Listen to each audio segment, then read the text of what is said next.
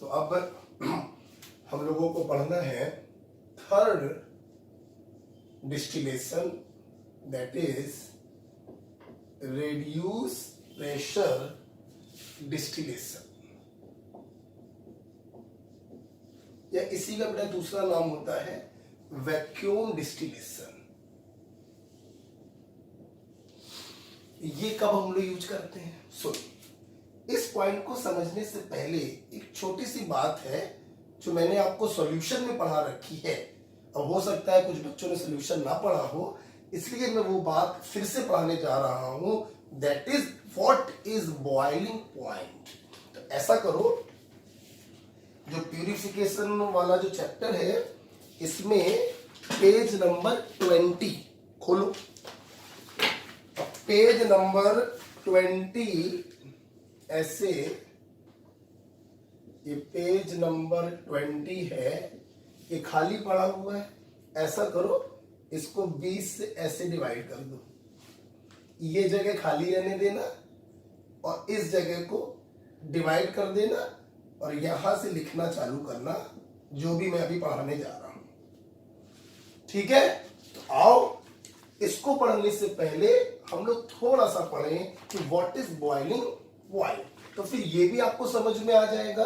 और इसके बाद जो चौथा वाला पढ़ाएंगे स्टीम डिस्टिलेशन, वो भी समझ में आ जाएगा। ओके, तो पेज नंबर 20 पर इस प्रकार से डिवाइड करके यहां से लिखिएगा। और जरा इससे पहले एक पॉइंट पढ़े, what is boiling point. Boiling point क्या होता है, एक साथ में लिखो। द टेम्परेचर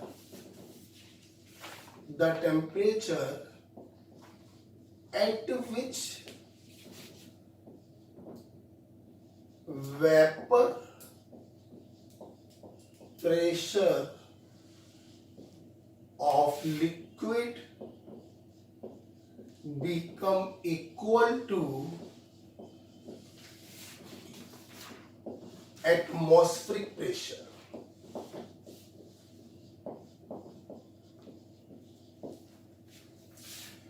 वो टेम्परेचर जिस पर किसी लिक्विड को अगर गर्म किया जाए, गर्म करोगे लिक्विड की वेपर बनेगी, वेपर का जो प्रेशर होता है वही कहलाता है vapour pressure. For detail discussion आपको सॉल्यूशन वाला चैप्टर देखना पड़ेगा। अभी बस मैं इतना बता सकता हूं, लिक्विड को गर्म किया, लिक्विड वेपोराइज हुआ, वेपर का जो प्रेशर है दैट इज वेपर प्रेशर। अब बात करें बॉइलिंग पॉइंट क्या है। सुना बेटा, लिक्विड को गर्म करने पर वो वेपोराइज हुआ और जिस पॉइंट पर इस वेपर का वेपर प्रेशर एटमॉस्फेरिक प्रेशर के बराबर हो जाए, that temperature is called boiling point. For example, अगर मैं आपसे कहूं वाटर का बॉइलिंग पॉइंट क्या है, तो आप तुरंत जवाब दोगे 100 डिग्री सेल्सियस। जवाब तो सही है, लेकिन ये अभी अधूरा है। आपको बोलना चाहिए कि boiling point of water is 100 degree Celsius when atmospheric pressure is 1 atmosphere. क्यों? क्योंकि वाटर को जब 100 डिग्री पर गर्म करते हैं तो इसका वेपर प्रेशर 1 एटमॉस्फेयर के बराबर हो जाता है, इसीलिए 100 degree is known as boiling point of water. तो यहां पे मैं लिख ले रहा हूं, for example boiling point of water is 100 degrees Celsius at 1 atmospheric pressure। अगर आप एक्सटर्नल प्रेशर को चेंज करोगे तो वाटर का बॉइलिंग पॉइंट क्या हो जाएगा? चेंज हो जाएगा। आओ इसको कुछ और अलग तरीके से समझते हैं। जैसे मान लो ये लाइन है 1 एटमॉस्फेयर की, मान लेते हैं ये जो लाइन है ये वातावरण के प्रेशर को डिनोट कर रहा है, 1 एटमॉस्फेरिक प्रेशर को डिनोट कर रहा है। ठीक, ये हमारे पास एक पैन है जिसमें वाटर रखा हुआ है, हमने इसको गर्म करना चालू किया। मान लीजिए मैंने 50 डिग्री सेल्सियस पे गर्म किया, इसकी वेपर बनी, इस वेपर का वेपर प्रेशर आया 0.4 एटमॉस्फेयर। तो बताओ क्या ये वाटर का बॉइलिंग पॉइंट होगा? नहीं। बॉइलिंग पॉइंट तो वो टेम्परेचर है जिस पर वेपर का प्रेशर एटमॉस्फेरिक प्रेशर के बराबर हो जाए। सो this is not the boiling point of water. हमने इसको और गर्म किया, हम इसको गर्म करते हुए ले गए 80 डिग्री सेल्सियस पर, इसने और वेपर बनाई। अब हमने इसका प्रेशर नापा, इसका प्रेशर आया 0.8 एटमॉस्फेयर। क्या ये 80 डिग्री सेल्सियस वाटर का बॉइलिंग पॉइंट है? नहीं। हमने इसको और गर्म किया और गर्म करते करते हम ले गए 100 डिग्री सेल्सियस पर, इसने और वेपर बनाई और अब इसका वेपर प्रेशर हो गया 1 atmosphere. Yes, this temperature is called boiling point of water.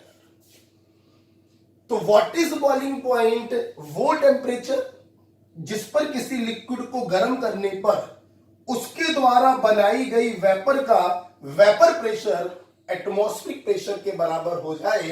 That temperature is called boiling point of liquid. Clear बेटा? तो इस डिस्कशन से ये क्लियर हो रहा है कि अगर मैं इस एटमॉस्फेरिक प्रेशर को बढ़ा दूं तो अगर मैं एटमॉस्फेरिक प्रेशर को बढ़ा दूं तो उस प्रेशर को अप्रोच कराने के लिए हमें इसे और गर्म करना पड़ेगा, मतलब बॉइलिंग पॉइंट बढ़ गया। मैं अगर इस एटमॉस्फेरिक प्रेशर को कम करके 0.8 एटमॉस्फेयर कर दूं तो इसका बॉइलिंग पॉइंट 100 डिग्री से कम होकर 80 डिग्री सेल्सियस हो गया।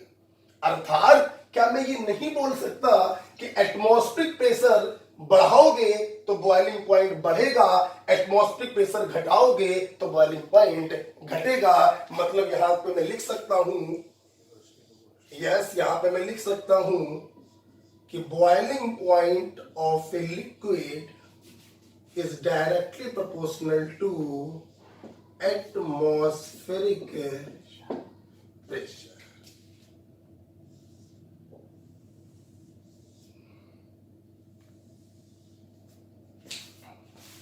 ओके, तो आज हम लोगों को पढ़ना था रेड्यूस प्रेशर डिस्टिलेशन और स्टीम डिस्टिलेशन, लेकिन इनको अच्छे से समझने के लिए हमने थोड़ा सा बॉइलिंग पॉइंट समझाना जरूरी समझा।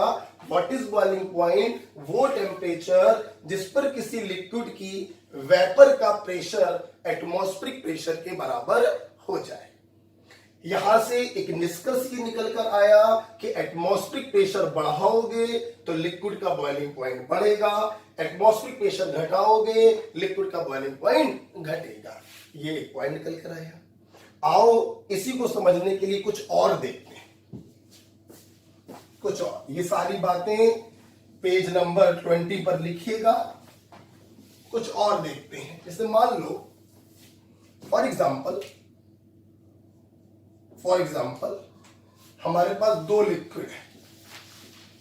लिक्विड ए है, इसका बॉइलिंग पॉइंट है 80 डिग्री सेल्सियस, और एक लिक्विड बी है, मान लो इसका बॉइलिंग पॉइंट 50 डिग्री सेल्सियस। ठीक, अब सोचना, मतलब इसका बॉइलिंग पॉइंट ज्यादा है, मतलब 1 एटमॉस्फेयर को टच करने के लिए आपको इस लिक्विड को 80 डिग्री तक गर्म करना पड़ेगा, जबकि ये लिक्विड 1 एटमॉस्फेयर टच कर जाएगा सिर्फ 50 डिग्री पर गर्म करने पर। तो क्या मैं ये नहीं कह सकता हूं कि ये लिक्विड ज्यादा वेपर बना रहा है इस लिक्विड की तुलना में?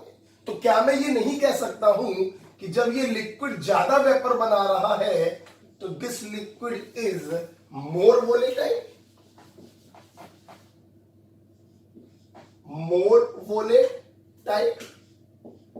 and this liquid is less volatile? इसको ज्यादा गर्म करना पड़ रहा है तब ये 1 एटीएम को टच कर पा रहा है, मतलब इसकी वेपर का फॉर्मेशन कम हो रहा है, मतलब दिस इज लेस वोलेटाइल। इसकी वेपर का फॉर्मेशन ज्यादा हो रहा है, this is more volatile.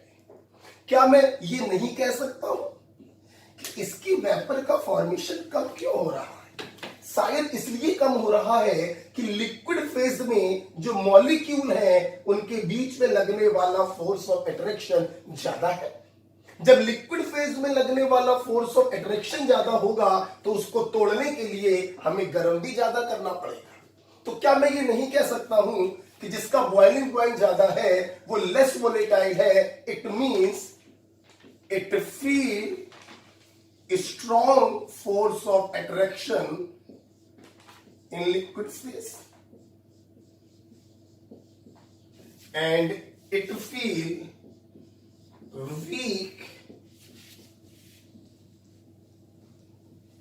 weak force of attraction in liquid phase।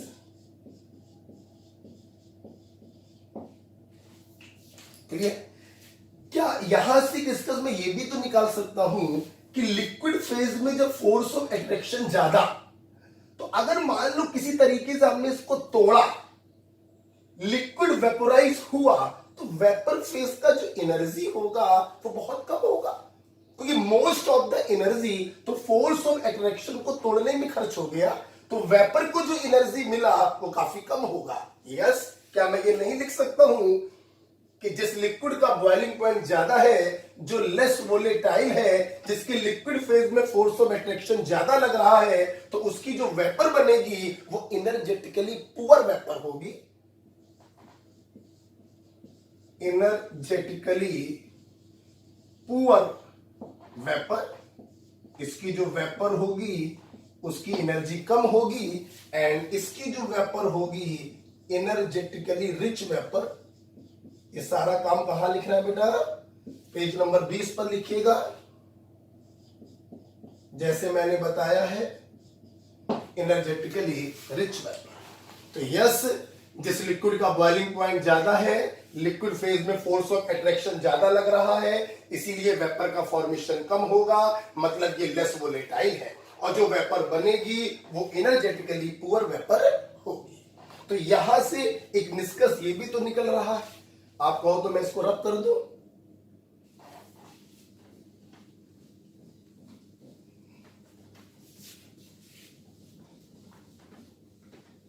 तो यहां से निष्कर्ष ये निकल रहा है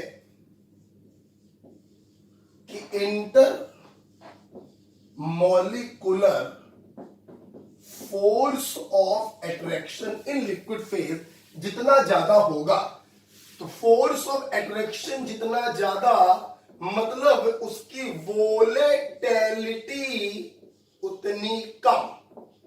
वोलेटिलिटी का मतलब वेपर फेज में कन्वर्ट होने की टेंडेंसी। तो वोलेटिलिटी जितनी कम, वेपर का फॉर्मेशन होगा कम, तो वेपर प्रेशर भी क्या होगा? कम। और अगर वेपर प्रेशर होगा कम, तो 1 एटीएम को टच करने के लिए गर्म करना पड़ेगा ज्यादा, मतलब बॉइलिंग पॉइंट होगा ज्यादा। तो यहां से इस डिस्कशन से एक रिजल्ट ये निकल कर आया, और इस रिजल्ट के ऊपर अगर मैं क्वेश्चन कराऊं, मान लीजिए हमने आपको 3 लिक्विड दे दिए, ए बी सी, और तीनों लिक्विड का मैंने बॉइलिंग पॉइंट दे दिया, ऐसी बना के दे रहा हूं 60 degree Celsius, 90 degree Celsius and 40 degree Celsius, और मैंने आपसे क्वेश्चन पूछा what is the order of force of attraction. तो नहीं बता पाओगे, सामने देख के बताओ। जिसका बॉइलिंग पॉइंट ज्यादा, मतलब वेपर का फॉर्मेशन हो रहा है कम, मतलब फोर्स ऑफ अट्रैक्शन होगा ज्यादा। तो जिसका बॉइलिंग पॉइंट ज्यादा, उसमें फोर्स ऑफ अट्रैक्शन होगा सबसे ज्यादा, उससे कम होगा ए और उससे कम होगा सी। ओके, क्वेश्चन ये भी आ सकता है कि ये इंफॉर्मेशन आपको दी हो और आपसे क्वेश्चन पूछा जाए what is the order of vapour pressure. उम्मीद करते हैं समझ में आ गया होगा। जिसका बॉइलिंग पॉइंट ज्यादा है, वेपर का फॉर्मेशन कम हो रहा है, तो वेपर प्रेशर उसका कम होगा, तो बी का वेपर प्रेशर सबसे कम होगा और सी का वेपर प्रेशर सबसे ज्यादा होगा।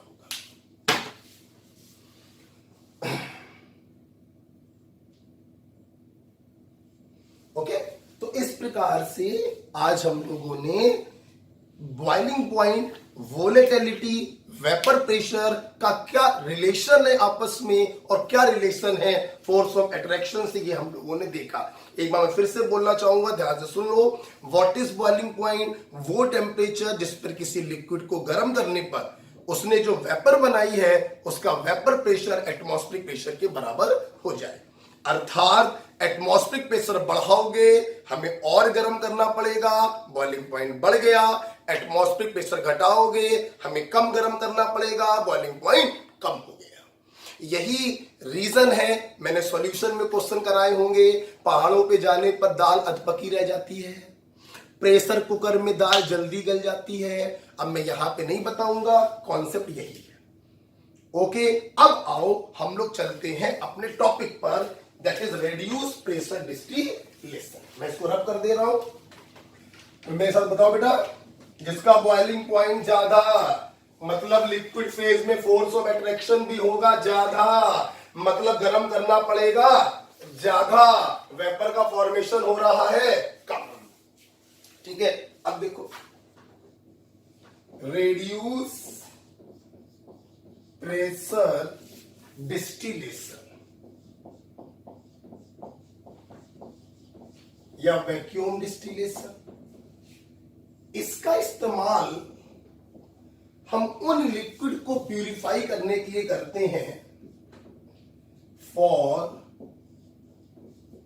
Those liquid whose boiling point is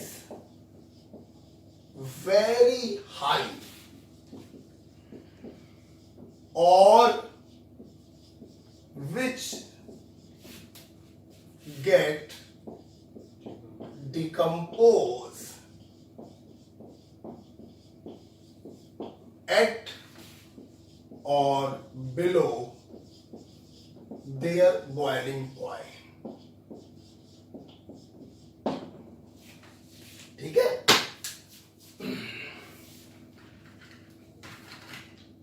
okay. देखो बेटा, अब मान लो बेटा कोई लिक्विड है, उसका बॉइलिंग पॉइंट बहुत ज्यादा है, 400 डिग्री सेल्सियस, तो तुम्हें इसका पूरी तरीके से वेपर में बदलने के लिए तुम्हें इसको 400 डिग्री पे गर्म करना पड़ेगा। सोचो, 400 डिग्री टेम्परेचर पैदा करने के लिए कितना फ्यूल खर्च होगा या कितनी इलेक्ट्रिसिटी खर्च होगी। जब फ्यूल ज्यादा खर्च होगा, इलेक्ट्रिसिटी ज्यादा खर्च होगी, तो प्यूरिफिकेशन में कॉस्ट भी ज्यादा आएगी। कॉस्ट ज्यादा मतलब नुकसान। या ऐसे लिक्विड मान लो जिनको हमें वेपोराइज करना था, तो हमें बॉइलिंग पॉइंट तक गर्म करना था, और जैसे ही हम बॉइलिंग पॉइंट पर पहुंचे वो डिकम्पोज हो गया। एग्जाम्पल के तौर पर H2O2 ले लो, H2O2 है। आप जब इसको वेपोराइज करने के लिए इसके बॉइलिंग पॉइंट तक गर्म करते हैं तो ये बेटा डिकम्पोज हो जाता है। खेल गड़बड़ हो गया। हम तो तुम्हें प्यूरिफाई करना चाह रहे थे गर्म करके, तुम तो बर्बाद हो गए। तो ऐसे लिक्विड जो अपने बॉइलिंग पॉइंट पर पहुंचते पहुंचते डिकम्पोज हो जाए, या ऐसे लिक्विड जिनका बॉइलिंग पॉइंट बहुत ज्यादा हो, ऐसे लोगों को हम प्यूरिफाई करते हैं बाय रेड्यूस प्रेशर डिस्टिलेशन। जैसे अब मतलब सुनो बेटा, इसका बॉइलिंग पॉइंट एग्जैक्ट नहीं बता रहा हूं, समझाने के लिए बता रहा हूं। इसका बॉइलिंग पॉइंट मान लीजिए 110 डिग्री सेल्सियस। कब? At 1 atmospheric pressure. बात समझ में आ रही मेरी? मतलब 110 डिग्री सेल्सियस पे जब गर्म करोगे तो ये उतनी वेपर बनाएगा जिसका वेपर प्रेशर 1 atm के बराबर होगा। सो this is the boiling point. अब दिक्कत ये आई कि जैसे ही आपने इसको 110 पे गर्म किया, ये डिकम्पोज हो गया। अब यार करें क्या? प्यूरिफाई करना है तो बॉइलिंग पॉइंट पे गर्म करना पड़ेगा, लेकिन बॉइलिंग पॉइंट पे पहुंचते ही साला डिकम्पोज हो गया। क्या करें? तो सुनना, गर्म भी करना है, वेपर भी बनाना है, और डिकम्पोज करने से बचाना भी है। तो हम क्या करते हैं, इस एटमॉस्फेरिक प्रेशर को कम कर देते हैं, क्योंकि जैसे ही एटमॉस्फेरिक प्रेशर तुमने कम किया, अभी अभी थोड़ी देर पहले मैंने पढ़ाया था, तो बॉइलिंग पॉइंट भी क्या हो जाएगा, कम हो जाएगा।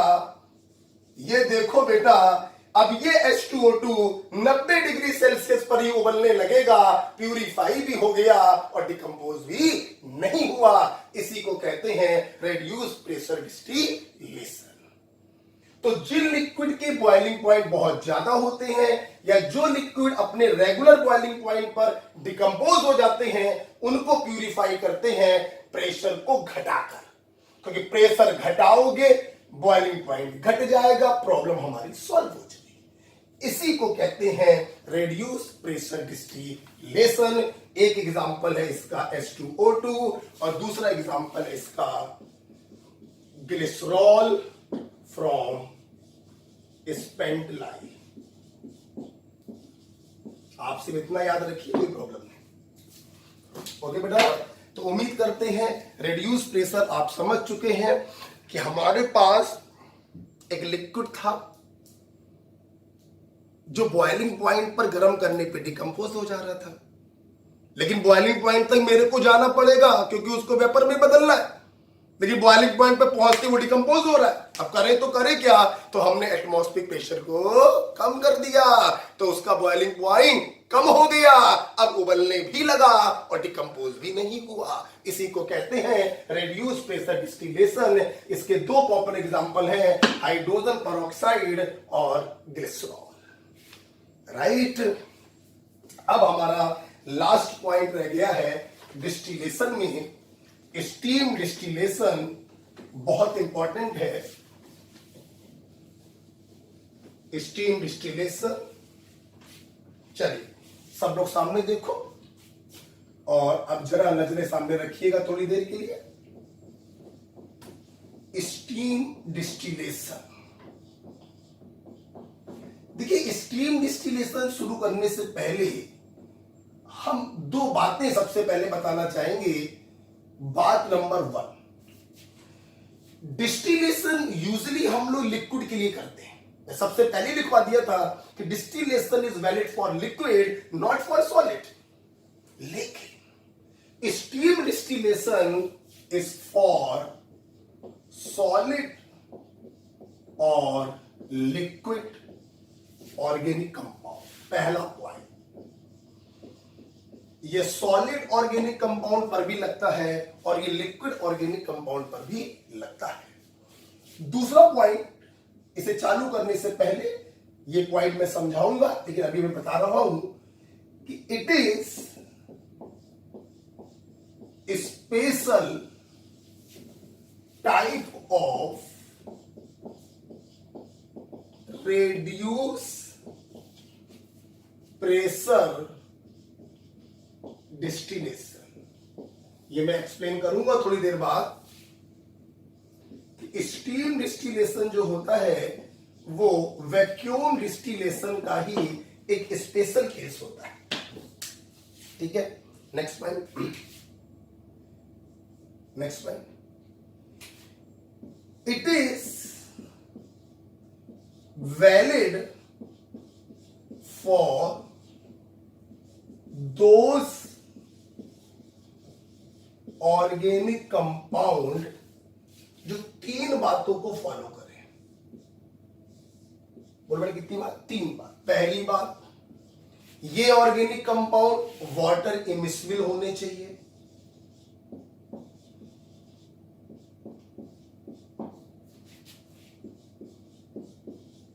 वाटर इमिसिबल होने चाहिए।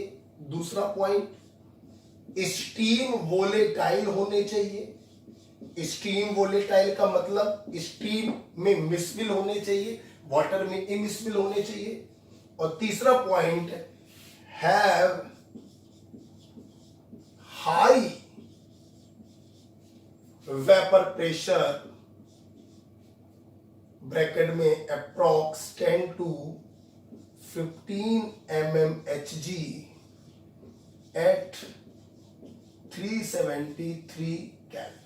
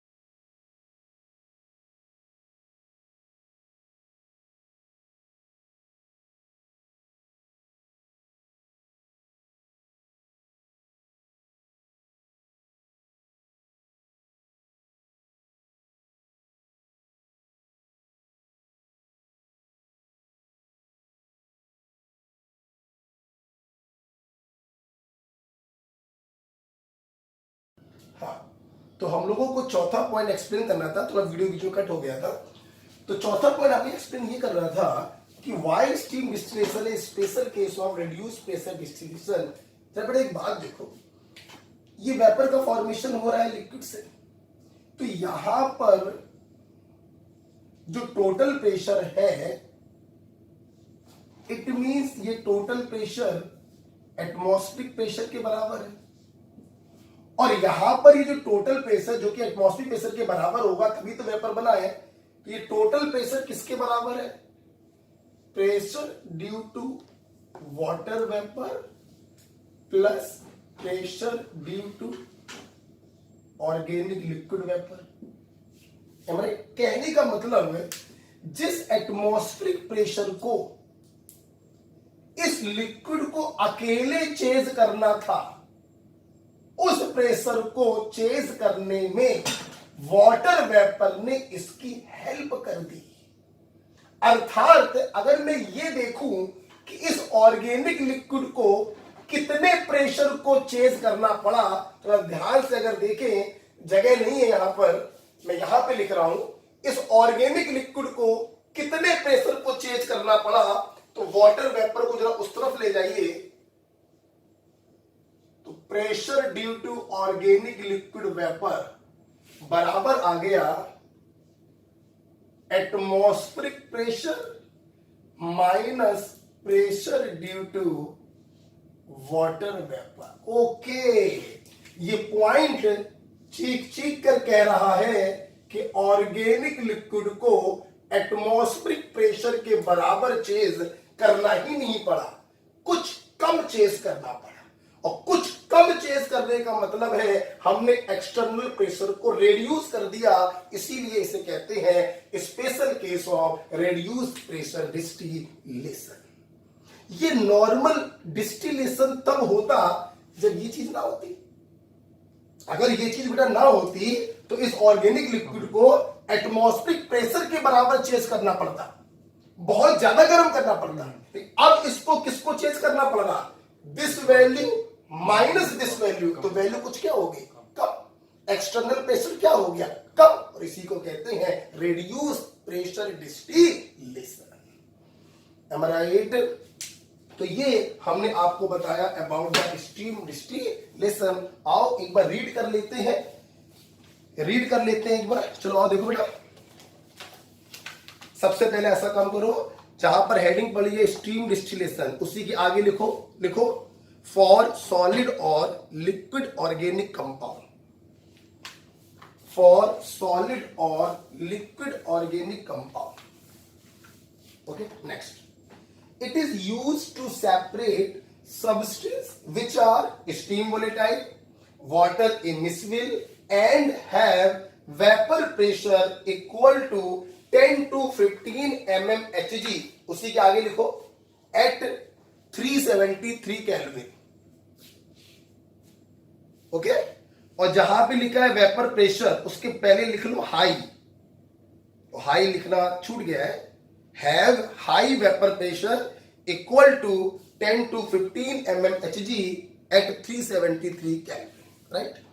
आगे जो पॉइंट लिखे हैं वही पॉइंट लिखे जो मैंने यहां समझा रखा है, पढ़ लेते हैं।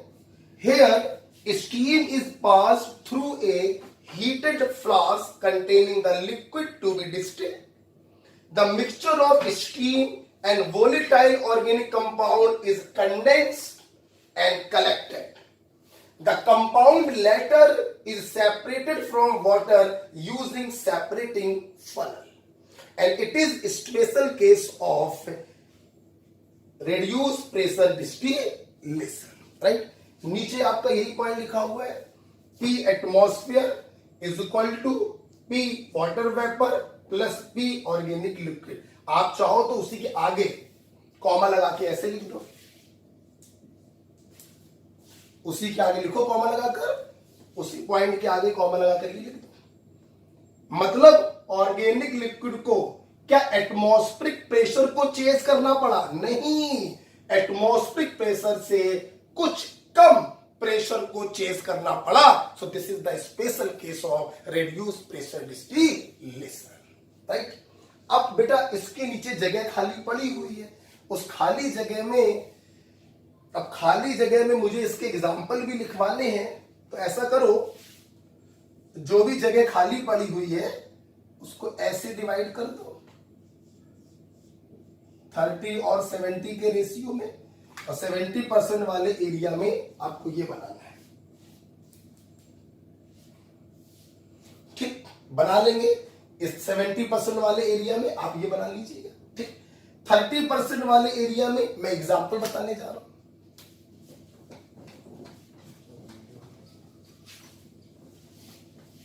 स्टीम डिस्टिलेशन के एग्जाम्पल क्या है, किन कंपाउंड को स्टीम डिस्टिलेशन से प्यूरिफाई किया जाता है।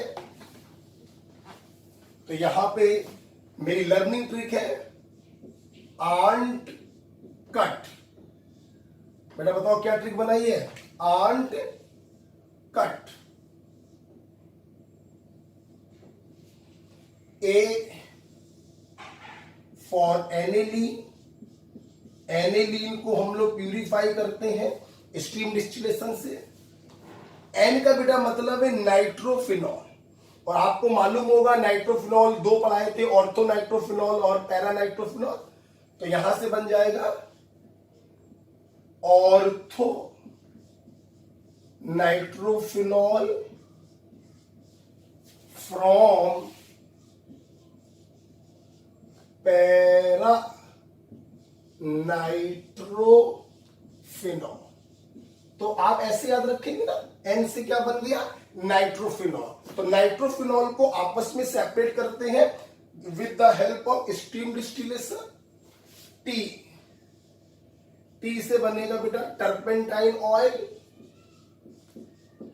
और यहीं पे लिख लो कि turpentine oil and essential oil. Turpentine oil and essential oil, इनको भी प्यूरिफाई करेंगे स्टीम डिस्टिलेशन से। सी फॉर क्लोरोबेंजीन,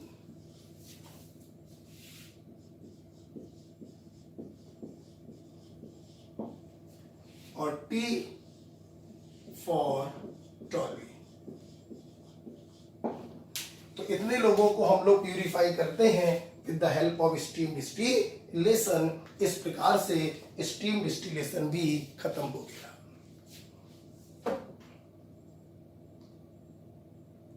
ओके, चल तो हटा दे रहे बेटा इसको। तो आज हम लोगों ने बहुत कुछ पढ़ा। अभी लास्ट की दो बातें अगर मैं बोलूं तो बॉइलिंग पॉइंट वो टेम्परेचर होता है जिस पर किसी लिक्विड को गर्म करने पर उसकी वेपर का प्रेशर एटमॉस्फेरिक प्रेशर के बराबर हो जाता है। अर्थात एटमॉस्फेरिक प्रेशर बढ़ाओगे तो बॉइलिंग पॉइंट बढ़ेगा, एटमॉस्फेरिक प्रेशर घटाओगे बॉइलिंग पॉइंट घटेगा। हम लोगों ने देखा जिसका बॉइलिंग पॉइंट ज्यादा होता है उसमें फोर्स ऑफ अट्रैक्शन भी ज्यादा होता है, वेपर का फॉर्मेशन कम होगा, मतलब ये लेस वोलेटाइल होगा। और इसकी जो वेपर होगी वो एनर्जेटिकली पुअर वेपर होगी, उसकी एनर्जी क्या होगी, कम होगी। हम लोगों ने यहां पर पढ़ा रिड्यूस प्रेशर डिस्टिलेशन। जिन लोगों के बॉइलिंग पॉइंट बहुत ज्यादा होते हैं या जो अपने बॉइलिंग पॉइंट पर डिकम्पोज कर जाते हैं उन्हें रिड्यूस प्रेशर डिस्टिलेशन से प्यूरिफाई किया जाता है, जिसका दूसरा नाम है वैक्यूम डिस्टिलेशन। हम क्या करेंगे, हम एक्सटर्नल प्रेशर को 1 atm से कम कर देंगे। जब एक्सटर्नल प्रेशर कम कर दिया तो लिक्विड का नॉर्मल बॉइलिंग पॉइंट कम हो गया, अब उबलने भी लगा और डिकम्पोज भी नहीं हुआ। दो एग्जांपल है इसके, H2O2 है और ग्लिसरॉल है। नेक्स्ट हम लोगों ने पढ़ा स्टीम डिस्टिलेशन। सॉलिड और लिक्विड दोनों के लिए किया जाता है। Special type of reduce pressure distillation होता है। उन ऑर्गेनिक कंपाउंड को प्यूरिफाई करते हैं तो तीन बातों को फॉलो करें। वाटर इमिसिबल हो, क्यों, ताकि बाद में सेपरेटिंग फरल से उसे अलग किया जा सके। स्टीम वोलेटाइल हो, क्यों, क्योंकि स्टीम के साथ मिलकर ही उसको बाहर जाना है। और high vapour pressure 10 to 15 mmHg हो, क्यों, क्योंकि जितना ज्यादा वेपर प्रेशर होगा उतनी आसानी से उड़कर स्टीम के साथ मिलकर बाहर जाएगा। किसको प्यूरिफाई करेंगे, ट्रिक बताई, आंट कट। राइट, अब डिस्टिलेशन बेटा खत्म हो गया। नेक्स्ट प्यूरिफिकेशन है। पहला पढ़ा था हम लोगों ने सब्लिमेशन, दूसरा पढ़ा था क्रिस्टलाइजेशन, तीसरा पढ़ा था डिस्टिलेशन। अब हम लोग पढ़ रहे हैं fourth, differential extraction, differential extraction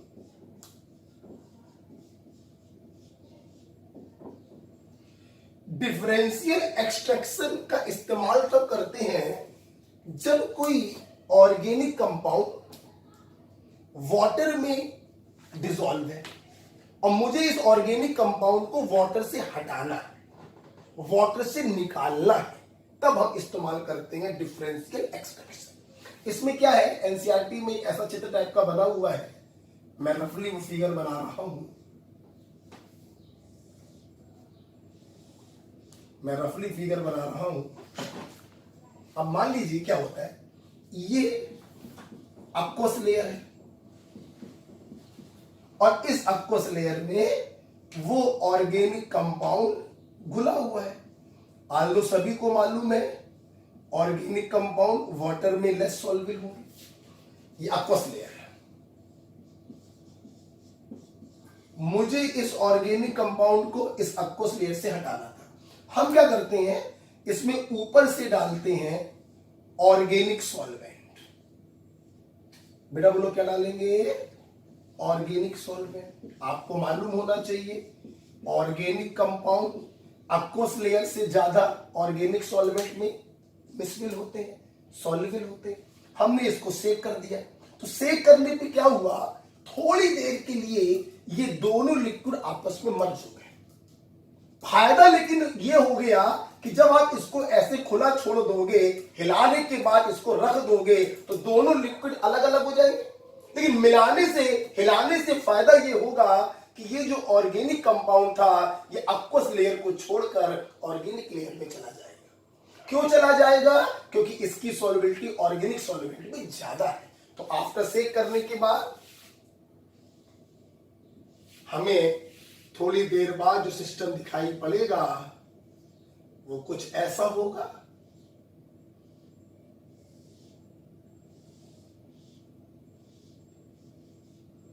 ये आपका एक्वस लेयर है और ये आपका ऑर्गेनिक सॉल्वेंट है।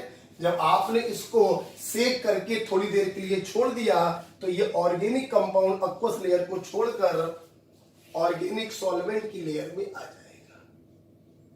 ये देखिए, ऐसा नहीं है कि पूरा ही आ जाएगा, थोड़ा बहुत इसमें भी रह जाएगा, लेकिन थोड़ा बहुत रह जाएगा, मोस्ट ऑफ द इसमें आ जाएगा। This is organic solvent, this is aqueous layer. और हमारे स्टूडेंट अभी अभी हमसे पढ़ चुके हैं ये दोनों सॉल्वेंट चूंकि एक दूसरे में इमिसबिल है और इमिसबिल लोगों को हम सेपरेट करते हैं यूजिंग सेपरेटिंग फनल। तो now both layer are separated by using separating funnel। अभी भी मैंने पढ़ाया था, दो इमिसबिल लोगों को अलग करने के लिए हम सेपरेटिंग फनल का इस्तेमाल करते हैं। तो बताओ बेटा, डिफरेंशियल एक्सट्रैक्शन कब इस्तेमाल करोगे बताओ। कोई ऑर्गेनिक कंपाउंड जो एक्वस लेयर में प्रेजेंट था, हमें इस ऑर्गेनिक कंपाउंड को एक्वस लेयर से निकालना था, तो हम इस्तेमाल करते हैं डिफरेंशियल एक्सट्रैक्शन।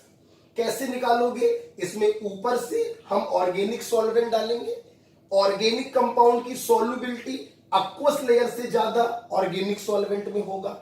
हमने इसको सेक किया और सेक करने के बाद छोड़ दिया, तो छोड़ने के बाद हम क्या देखेंगे कि ये ऑर्गेनिक कंपाउंड एक्वस लेयर को छोड़कर ऑर्गेनिक सॉल्वेंट लेयर में आ जाएगा और इन दोनों लेयर को हम सेपरेटिंग फनल से अलग कर देंगे। तो इसी को कहते हैं डिफरेंशियल एक्सट्रैक्शन, या इसी का दूसरा नाम होता है सॉल्वेंट एक्सट्रैक्शन। तो ये सॉल्वेंट की हेल्प से आप एक्सट्रैक्ट कर रहे हैं, तो इसी का दूसरा नाम है सॉल्वेंट एक्सट्रैक्शन। राइट, रीड कर लीजिए, देखते हैं नीचे देखिए, तो डिफरेंशियल एक्सट्रैक्शन या solvent extraction, when an organic compound is present in aqueous medium, it is separated by shaking it with an organic solvent in which it is more soluble. Now these two distinct layer can be separated by separating funnel. आपको figure बनाने की कोई जरूरत नहीं है, आपकी copy में सारा फिगर बना हुआ है। ये बिफोर एक्सट्रैक्शन का फिगर है और ये आफ्टर एक्सट्रैक्शन का फिगर है। इस प्रकार से सॉल्वेंट एक्सट्रैक्शन भी क्या हुआ, खत्म हुआ। अब लास्ट टॉपिक हम लोग का बचा है क्रोमेटोग्राफी। और क्रोमेटोग्राफी पढ़ाने से पहले एक छोटी सी बात मैं और बोलना चाह रहा हूं कि बेटा व्हाट्सएप पर मैं एक टेस्ट सीरीज चला रहा हूं, और अगर किसी बच्चे को वो टेस्ट देने हो, टेस्ट सीरीज में चला रहा हूं, बच्चों को जो डाउट आते हैं उन डाउट का सॉल्यूशन में लिखकर बच्चों को भेज देता हूं। ना सिर्फ टेस्ट पेपर के, बल्कि वो कोई भी क्वेश्चन पूछते हैं केमिस्ट्री को लेकर तो मैं उसका सॉल्यूशन बच्चों को भेज देता हूं। इसलिए अगर आप वो टेस्ट पेपर देना चाहते हैं तो आप मुझे अपना नेम एंड अपना बैच मुझे मैसेज कर दीजिए मेरे व्हाट्सएप नंबर पे 8005386809। ठीक है, मैं आपका नंबर सेव कर लूंगा, तो जो भी मैं टेस्ट पेपर स्टेटस पे लगाया करूंगा आपको यहां से मिल जाएगा। ठीक है, तो मुझे अपना नाम अपना बैच भेज दीजिएगा, कोई भी डाउट आएगा आप मुझे मैसेज कर दीजिएगा, मैं उसका सोल्यूशन बता दूंगा। ठीक, एक ये इंफॉर्मेशन आपको देंगे। अब हम लोग को बात करनी है क्रोमेटोग्राफी की। लास्ट टॉपिक है प्यूरिफिकेशन पर क्रोमेटोग्राफी।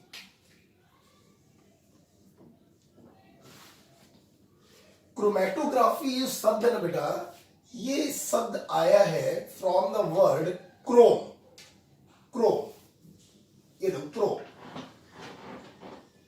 क्योंकि शुरुआती दौर में हम लोग क्रोमेटोग्राफी का यूज करते थे प्लांट पिगमेंट, प्लांट में जो कलर्ड सब्सटेंस होते हैं जिन्हें हम प्लांट पिगमेंट कहते हैं, उनको सेपरेट करने में।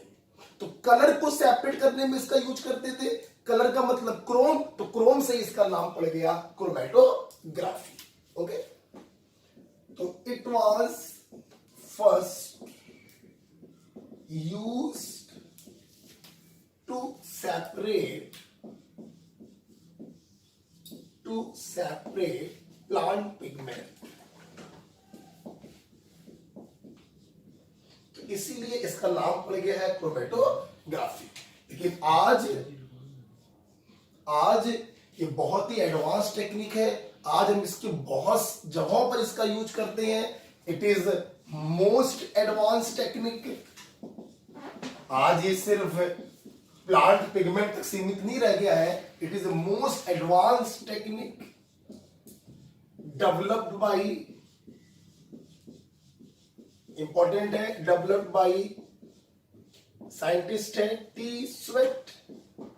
आप टी को साइलेंट भी कर सकते हो, सिर्फ स्वेट बोल सकते हो, या फिर टी स्वेट भी बोल सकते हो। Most advance technique, most versatile technique, सदाबहार टेक्निक है, हर जगह पर इस्तेमाल हो जाता है इसका, developed by T sweat. Chromatography now आज हम इसका यूज करते हैं। Now use separation of mixture, mixture में से प्रत्येक कंपोनेंट को अलग अलग करने के लिए। मान लो ए बी सी का एक मिक्सचर है, तो इन तीनों कंपोनेंट को अलग अलग कर सकते हैं with the help of chromatography. Now it is used in purification of compound,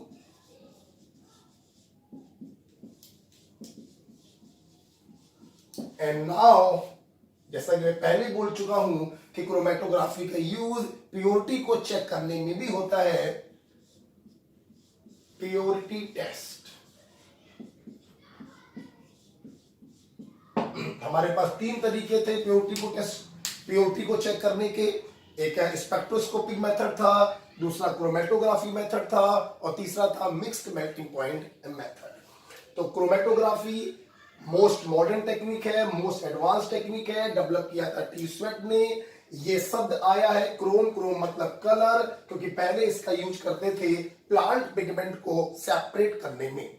आज हम लोग इसका यूज सेपरेशन में भी करते हैं, प्यूरिफिकेशन में भी करते हैं और प्योरिटी को टेस्ट करने में भी करते हैं। कुछ और बातें करते हैं। इसका प्रिंसिपल क्या है क्रोमेटोग्राफी का, कैसे सेपरेशन होता है, कैसे प्यूरिफिकेशन होता है, तो सुनो बेटा। It is based on selective distribution. It is based on selective distribution of each component of mixture between stationary and mobile phase.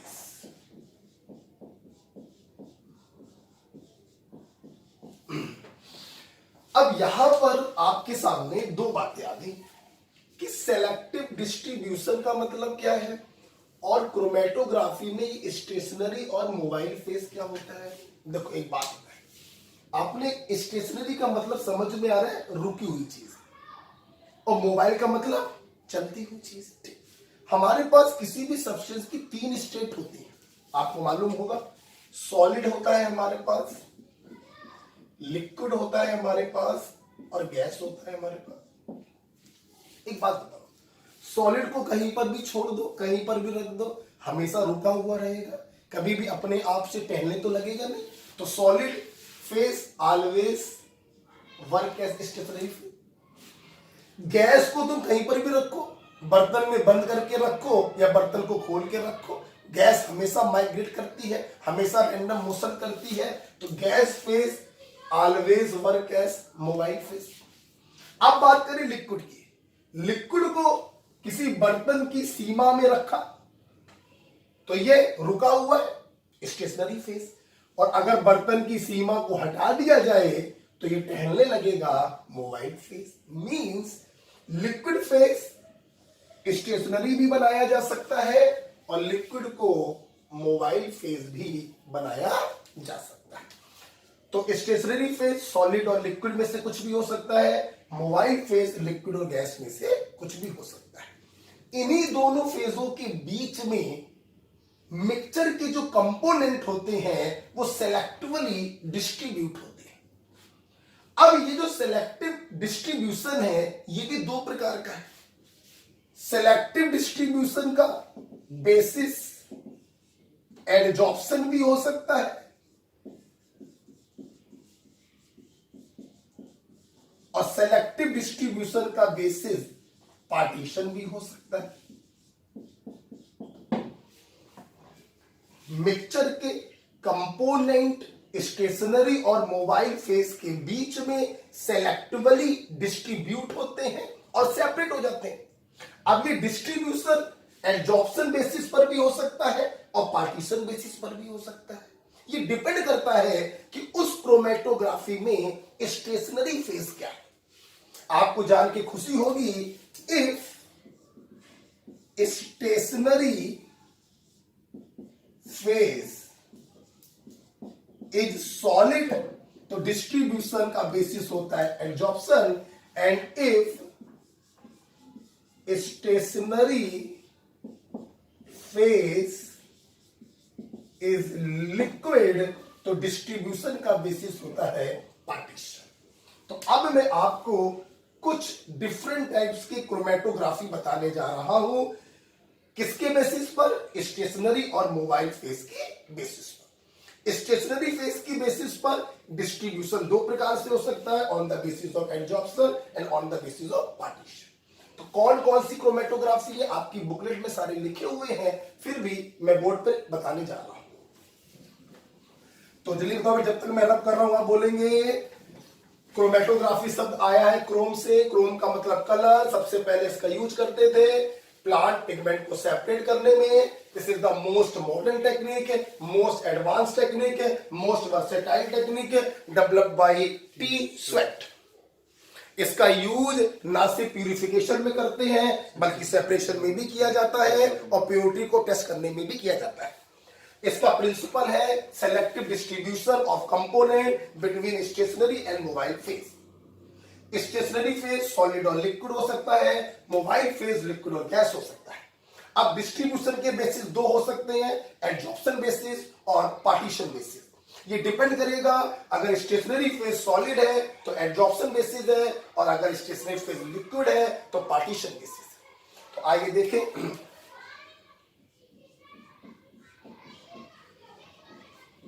Different type of chromatography. यहां पे हम लोग देखेंगे स्टेशनरी फेज, जगह कम पड़ेगी तो यहां कर दे रहे हैं, मोबाइल फेज और स्टेशनरी फेज। बहुत सारे हमारे पास डिफरेंट टाइप की क्रोमेटोग्राफी है। जैसे हमारे पास है कॉलम क्रोमेटोग्राफी,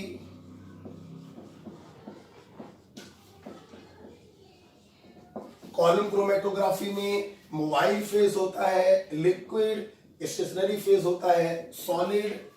हमारे पास है thin layer chromatography,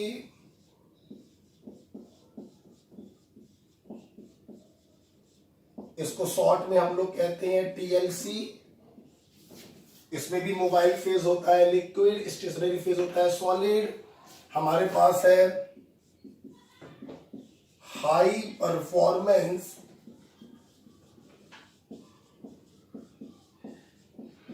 liquid chromatography,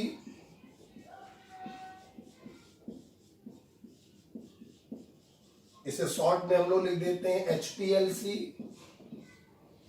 इसमें भी जानते हैं मोबाइल फेज लिक्विड होता है, स्टेशनरी फेज होता है सॉलिड। हमारे पास है गैस लिक्विड क्रोमेटोग्राफी, इसे शॉर्ट में कहते हैं GLC।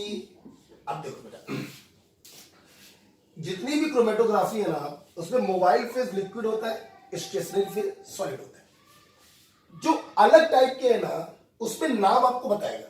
गैस लिक्विड क्रोमेटोग्राफी मतलब एक फेज है गैस और एक फेज है लिक्विड। तो ये अंडरस्टूड है यार कि गैस मोबाइल फेज होगा तो लिक्विड होगा स्टेशनरी फेज। तो मोबाइल फेज है गैस और स्टेशनरी फेज है लिक्विड। और लास्ट बेटा हमारे पास है पार्टीशन ऑब्लिक पेपर क्रोमेटोग्राफी, और इसमें डियर दोनों फेजें क्या होती हैं, लिक्विड होती हैं। तो ये कुछ डिफरेंट टाइप्स की क्रोमेटोग्राफी है हमारे पास। इनकी मोबाइल फेज और इनकी स्टेशनरी फेज आपके सामने है। ये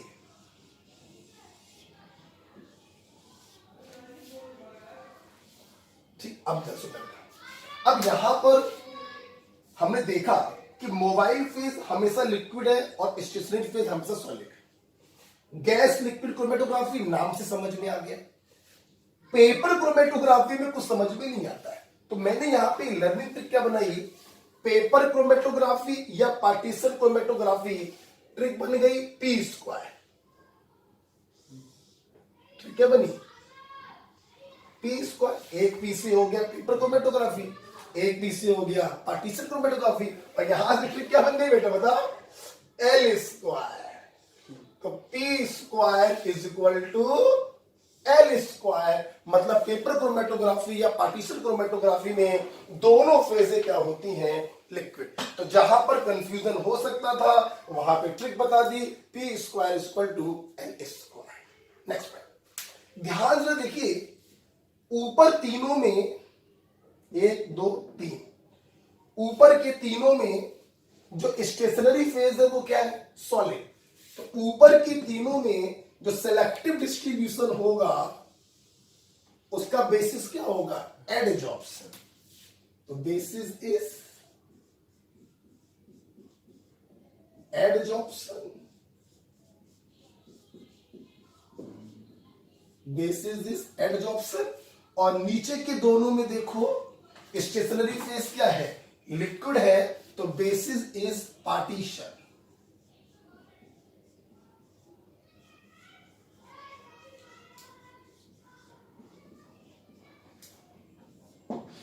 मान लो क्वेश्चन आ जाए कि पेपर क्रोमेटोग्राफी में जब किसी मिक्सचर को हम सेपरेट करते हैं तो ये किस फिनोमिना पे काम करता है। पहला ऑप्शन हो एडजॉर्प्शन फिनोमिना, दूसरा ऑप्शन हो पार्टीशन फिनोमिना, तीसरा कुछ और हो, चौथा कुछ और हो। तो यूजुअली बच्चे टिक कर देते हैं adsorption phenomena, but the answer is partition phenomena. Okay, तो ये डिफरेंट टाइप के क्रोमेटोग्राफी हो गया। यहां पर दो बातें मैं और बताना चाहता हूं। एक बात मैं बताना चाहता हूं गैस लिक्विड क्रोमेटोग्राफी के बारे में, और एक बात बताना चाहता हूं पेपर और पार्टीशन क्रोमेटोग्राफी में। अब जगह मेरे पास नहीं है तो क्या करें, सुनो मेरी बात, सुनो सब लोग। आपके कॉपी पर ये बना हुआ है, बना है। सबसे पहले काम करो, P square equal to A square लिख लिया, ठीक। लेफ्ट में जगह खाली पड़ी है, ऊपर के तीन को ऐसे करके ये लिखो, बेसिस इज एडजॉर्प्शन। नीचे के दो को ऐसे करके लिखो, बेसिस इज पार्टीशन। लिख लिया।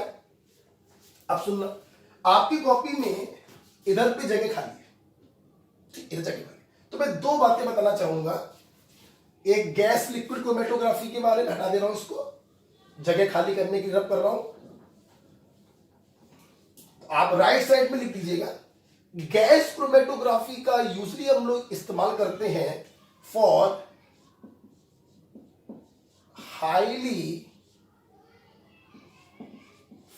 Highly volatile compound.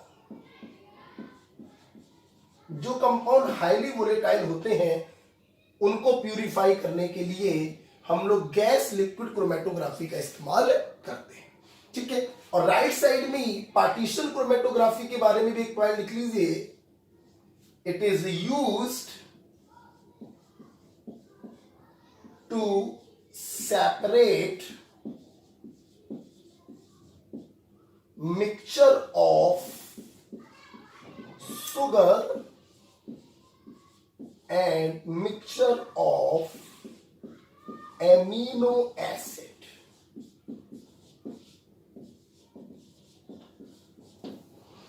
Paper chromatography का यूज करते हैं, शुगर का कोई मिक्सचर है तो उसको सेपरेट करने में, और एमिनो एसिड का कोई मिक्सचर है तो उसको सेपरेट करने में। बी रिमेंबर, शुगर का mixture with common salt is used is separated by crystallisation using hot water.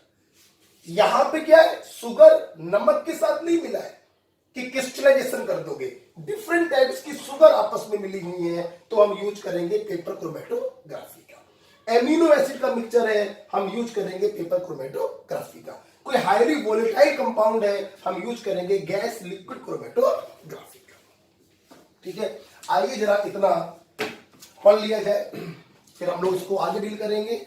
हम लोग इसको डिटेल में पढ़ेंगे और थोड़ा सा मैं इसके बारे में आपको बताऊंगा, ठीक है। देखते बेटा, तो chromatography it is most modern most advance technique developed by Tswett. This method was first used for the separation of coloured substance found in plant. Bracket में लिख लो plant pigment, plant coloured substance understood है, plant pigment फिर भी लिख लो। It is used to separate mixture, purify compound and to test the purity of compound. तीन चीजों में यूज करते हैं। It is based on selective adsorption of component. बस आपकी कॉपी में गलत लिखा है, एडजॉर्प्शन को काटकर उसी के नीचे लिख दो डिस्ट्रीब्यूशन। एडजॉर्प्शन को काटकर डिस्ट्रीब्यूशन लिख दो। It is based on selective distribution of component of a mixture. आगे लिखो उसी के, between stationary and mobile phase, between stationary and mobile phase.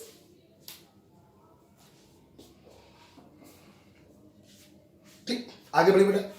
नीचे लिखा हुआ है स्टेशनरी फेज सॉलिड और लिक्विड हो सकती है, मोबाइल फेज लिक्विड और गैस हो सकती है। उसके नीचे टाइप्स ऑफ क्रोमेटोग्राफी लिखा है, मोबाइल फेज, स्टेशनरी फेज लिखा है। क्या क्या लिखना था मैंने बता दिया आपको, पी स्क्वायर एल स्क्वायर लिखना था। ऊपर के 3 में बेसिस क्या है एब्जॉर्प्शन, नीचे के 2 में बेसिस क्या है पार्टीशन। गैस लिक्विड क्रोमेटोग्राफी का यूज क्या है, फॉर हाईली वोलेटाइल कंपाउंड, और पार्टीशन क्रोमेटोग्राफी का यूज है to separate mixture of sugar and mixture of amino acid. अब नीचे जगह खाली पड़ी हुई है, उस खाली जगह में हम आपको थोड़ा पढ़ाएंगे अबाउट कॉलम क्रोमेटोग्राफी, या इसी को क्या देते हैं एडजॉर्प्शन क्रोमेटोग्राफी भी बोल देते हैं, क्योंकि इसका बेसिस क्या है एडजॉर्प्शन, इसीलिए इसको बोल देते हैं एडजॉर्प्शन क्रोमेटोग्राफी। अच्छा बेटा एक बात बताओ, मान लो तुम्हारे मेडिकल में क्वेश्चन आ जाए कि कॉलम क्रोमेटोग्राफी का बेसिस क्या है, ऑप्शन में सेलेक्टिव डिस्ट्रीब्यूशन भी हो और ऑप्शन में सेलेक्टिव एडजॉर्प्शन भी हो, तो है तो दोनों ही सही, तो आप टिक क्या करोगे सेलेक्टिव एडजॉर्प्शन। क्यों, क्योंकि सेलेक्टिव डिस्ट्रीब्यूशन तो एडजॉर्प्शन भी हो सकता है और पार्टीशन भी हो सकता है, तो मोर एक्यूरेट का टिक करोगे सेलेक्टिव एडजॉर्प्शन। राइट, अब हम लोग बात कर रहे हैं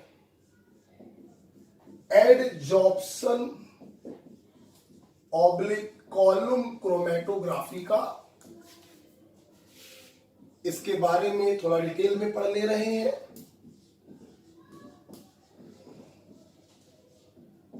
ठीक है,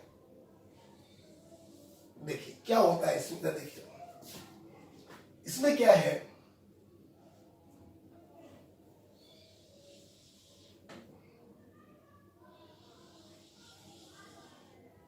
ठीक है,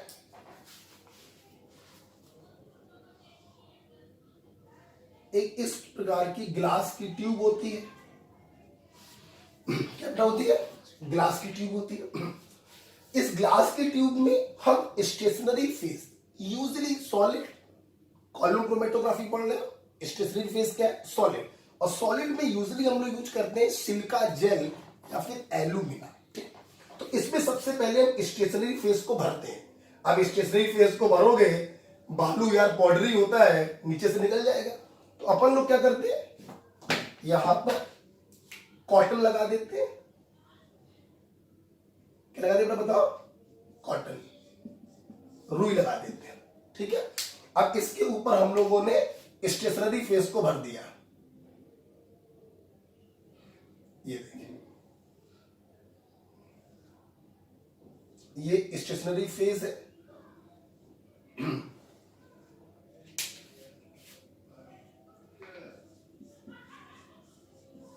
स्टेशनरी फेज, ये स्टेशनरी फेज क्या करता है, मिक्सचर के कंपोनेंट को एडजॉर्ब करता है, इसीलिए इसको हम लोग एडजॉर्बेंट भी बोल देते हैं। और इसके एग्जाम्पल क्या है, इसके एग्जाम्पल है सिलिका जेल एंड एल्यूमिना। ठीक है, यूजली बहुत पॉपुलर है सिलिका जेल, मान लो हमने यहां पर सिलिका जेल भर दिया है। ठीक, अब जिस मिक्सचर को सेपरेट करना होता है उस मिक्सचर को हमने यहां पे भर दिया, ये हमने उस मिक्सचर को भर दिया, which is separated into different component. ये क्या हो गया, वो मिक्सचर हो गया जिसको हमें सेपरेट करना है। मान लो समझाने के लिए इस मिक्सचर के 3 कंपोनेंट है ए बी और सी, इसको मेरे को सेपरेट करना है, और इसके ऊपर हम डालते हैं mobile phase, that is solvent, solvent, mobile phase that is solvent, और इसी को हम लोग कहते हैं इलुएंट। बेटा वो लोग क्या कहते हैं इलुएंट, जगह नहीं है आप यहां पे लिख लीजिएगा कि जो इलुएंट होता है ये सिंगल लिक्विड भी हो सकता है और मिक्सचर ऑफ लिक्विड भी हो सकता है। मतलब यहां पर जो सॉल्वेंट है वो एक सिंगल लिक्विड भी हो सकता है और 2-3 लिक्विडों का मिक्सचर भी हम यहां पर इस्तेमाल कर सकते हैं। ठीक, अब क्या होता है, ये मोबाइल फेस नीचे से पास हुआ और इस मिक्सचर से इन तीनों कंपोनेंट को लेते हुए आएगा। ठीक, अब ध्यान रखिए, सिलिका जेल जो होता है it is polar, highly polar. Silica gel जो बेटा होता है हाईली पोलर है, यूजली सिलिका जेल का इस्तेमाल करते हैं। मतलब ये जो एडजॉर्बेंट है ये हाईली क्या है बेटा, पोलर। और आपने केमिकल बॉन्डिंग में पढ़ा होगा लाइक डिसॉल्व लाइक। तो ये जो पोलर एडजॉर्बेंट है इस मिक्सचर में इन तीनों में से जिसका नेचर होगा पोलर उस कंपोनेंट को ये हाईली अट्रैक्ट करेगा, स्ट्रांगली अट्रैक्ट करेगा। और इन तीनों में से जो लेस पोलर होगा वो इजीली एब्जॉर्ब नहीं होगा और बहते हुए नीचे की तरफ चला जाएगा। मैं क्या कहना चाहूं, बात समझ में आ रही है? सिलिका जेल का नेचर होता है पोलर। इन तीनों कंपोनेंट में जो पोलर कंपोनेंट होगा वो स्ट्रांगली एब्जॉर्ब होगा और जो लेस पोलर या नॉन पोलर कंपोनेंट होगा वो वीकली एब्जॉर्ब होने के कारण नीचे की तरफ आ जाएगा। ओके, तो कहने का मतलब ये है कि आफ्टर सम टाइम हम लोग क्या देखेंगे कि आफ्टर सम टाइम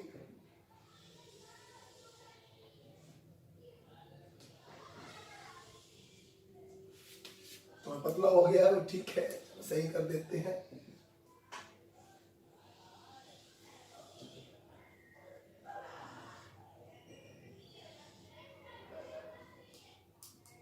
ठीक है, ध्यान सब लोग देखेंगे।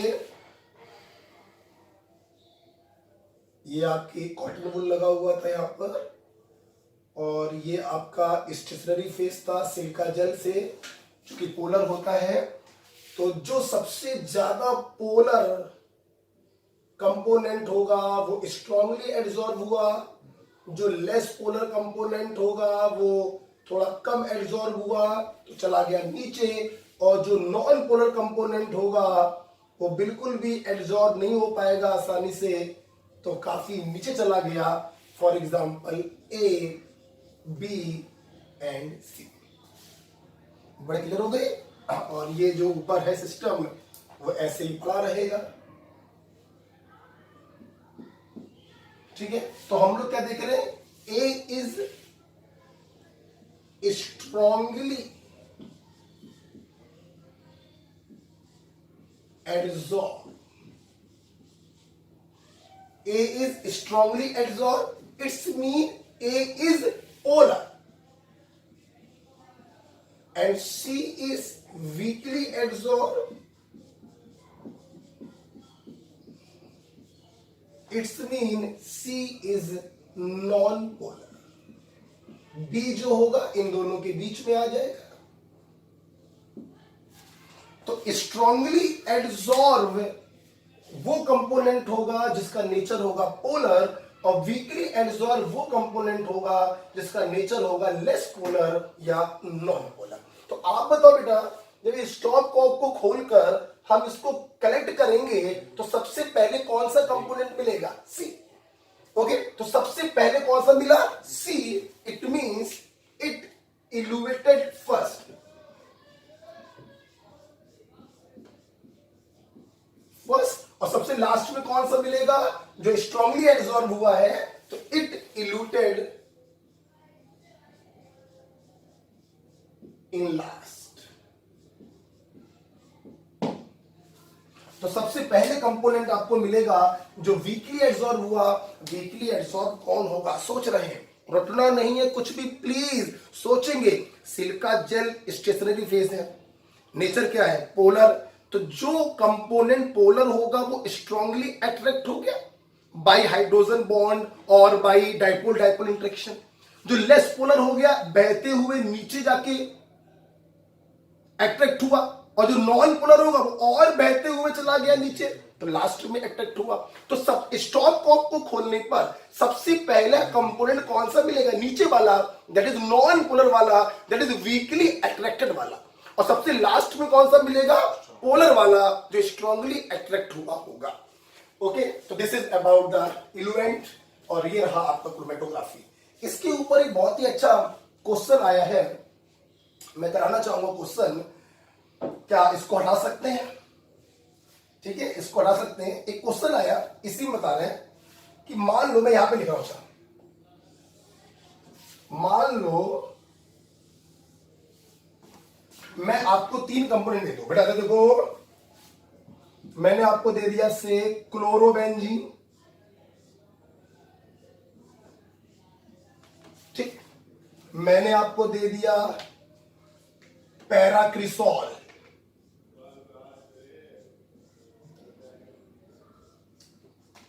ठीक, और मैंने बेटा आपको दे दिया मान लो एंथ्रासीन। सामने देख के सब लोग बताइएगा। मैंने बोला कि इस मिक्सचर में ये 3 लोग पड़े। अब मेरा क्वेश्चन है आपसे ये कि इन तीनों के नीचे ए बी सी डाल के बताइए इसमें से ए कौन होगा। ए, तो आप देखिए जरा बेटा, ये भी पोलर मॉलिक्यूल है, ये भी पोलर मॉलिक्यूल है, and this is a non polar molecule. तो जो नॉन पोलर होगा वो लीस्ट अट्रैक्टेड होगा, सबसे नीचे जाएगा और सबसे पहले प्राप्त होगा। दिस इज इक्विवेलेंट टू सी। ओ का इलेक्ट्रोनेगेटिविटी बहुत ज्यादा, तो क्रिसॉल का डाइपोल मूवमेंट क्लोरोबेंजीन से ज्यादा होगा, मतलब इसकी पोलैरिटी सबसे ज्यादा है, सबसे स्ट्रांगली अट्रैक्ट होगा, सबसे ऊपर वाला होगा। तो this is equivalent to A and this is equivalent to B. तो आप बताओ बेटा, अगर क्वेश्चन आ जाए कि हमारे पास एक मिक्सचर है क्लोरोबेंजीन, फिनॉल और एंथ्रासीन का, तो which component is first eluted, तो सबसे पहले इल्यूटेड कौन होगा? जो वीकली एडजॉर्ब होगा, that is anthracene. And last eluted कौन होगा? जो स्ट्रांगली एडजॉर्ब होगा, that is paracresol. Is it clear बेटा? This is about the column chromatography और एडजॉर्प्शन क्रोमेटोग्राफी।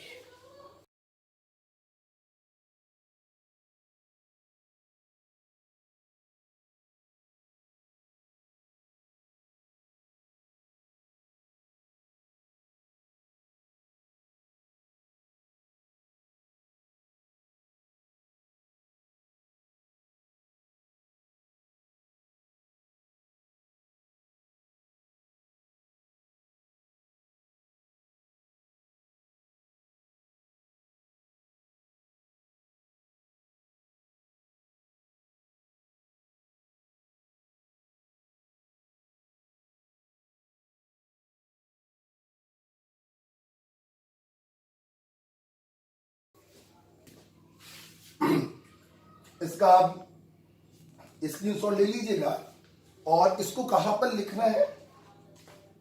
ये जो पेज नंबर 19 पर टेबल बनी है उसके नीचे जो है आप इस पूरे को लिख लीजिएगा, ठीक है। अच्छा, अब एक छोटी सी बात और रह गई है, मैं इसको रब कर दे रहा हूं। एडजॉर्प्शन क्रोमेटोग्राफी खत्म हुआ, बेसिस है एडजॉर्प्शन। जो पोलर कंपोनेंट होगा वो स्ट्रांगली अट्रैक्ट होगा, लास्ट में मिलेगा, और जो नॉन पोलर कंपोनेंट होगा वो वीकली अट्रैक्ट होगा और सबसे पहले मिलेगा।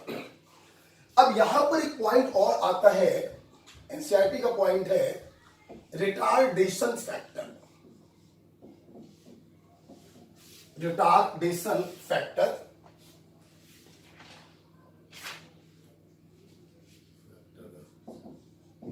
रिटार्डेशन फैक्टर आर है।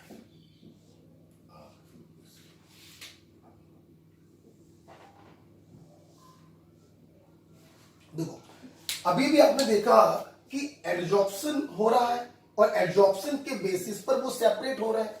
तो किसका एडजॉर्प्शन कितना होगा, इस चीज को हम एक्सप्रेस करते हैं in terms of retardation factor. मतलब द, साथ में लिख लो, the relative adsorption of each component, कौन ज्यादा एड्सॉर्ब हो रहा है, कौन कम एड्सॉर्ब हो रहा है, तो the relative adsorption of each component is expressed in terms of retardation factor, that is RF. तो कौन सा कंपोनेंट स्ट्रांगली एब्जॉर्ब हो रहा है, कौन वीकली एब्जॉर्ब हो रहा है, ये हम रिटार्डेशन फैक्टर के टर्म्स में कैलकुलेट करते हैं। आपको मैं बताना चाहूंगा कि रिटार्डेशन फैक्टर का जो डिस्कशन होता है, it is for TLC, that is thin layer chromatography. ध्यान रखिएगा, ये कॉलम क्रोमेटोग्राफी में यूज नहीं होता है, ये थिन लेयर क्रोमेटोग्राफी में यूज होता है। दोनों का प्रिंसिपल जो है सेम है, सिर्फ एक डिफरेंस होता है। कॉलम क्रोमेटोग्राफी में ऑर्गेनिक सॉलिड बहते हुए नीचे आता है और थिन लेयर क्रोमेटोग्राफी में ऑर्गेनिक सॉलिड चलते हुए ऊपर जाता है। बस ये डिफरेंस हमें समझ में आ रही, और दोनों में कोई अंतर नहीं होता है। आपके मन में क्वेश्चन ये आ रहा होगा कि कोई चीज नीचे की तरफ बह रही है, वो तो समझ में आ रहा है, साला सॉल्वेंट ऊपर की तरफ क्यों जा रहा है? वो कैपिलरी एक्शन से हम उसको ऊपर की तरफ चढ़ाते हैं। ठीक है, तो आओ देखो बेटा, TLC के लिए मेनली होता है, या देखो बेटा, ये मान लीजिए थिन लेयर क्रोमेटोग्राफी की वो स्ट्रिप है, उसमें एक बेस लाइन होती है, ये बेस लाइन है और इसे कहते हैं base line.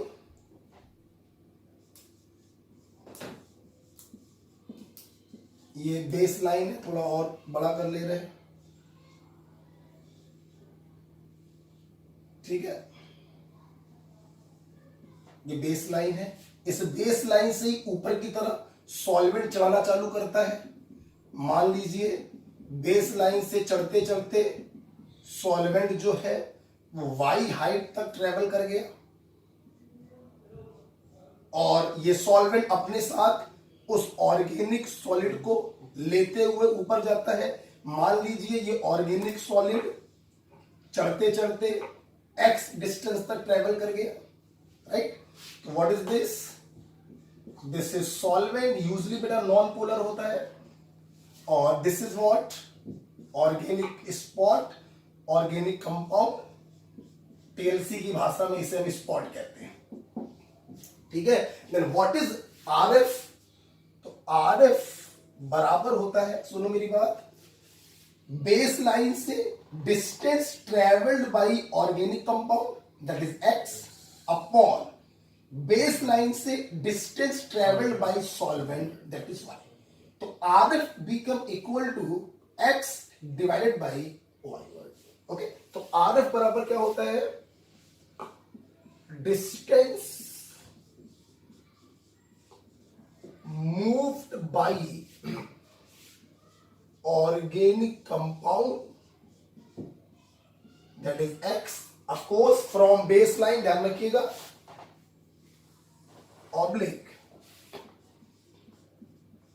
Distance moved by solvent from baseline। वो अंडरस्टूड है, बार बार बोल रहा हूं, लिख नहीं रहा हूं। This is called retardation factor.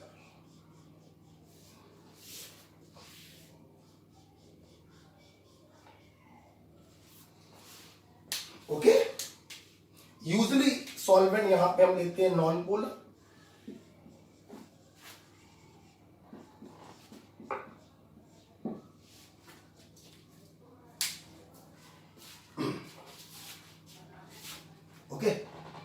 तो एक बात बेटा ये बताओ, सोच के बताओ, अगर ये सॉल्वेंट नॉन पोलर हो, ठीक, तो ऑर्गेनिक कंपाउंड अगर नॉन पोलर हुआ तो वो उसमें डिसॉल्व होकर बहता हुआ काफी दूर तक जाएगा, क्योंकि like dissolve like, non polar को डिसॉल्व कर लेगा।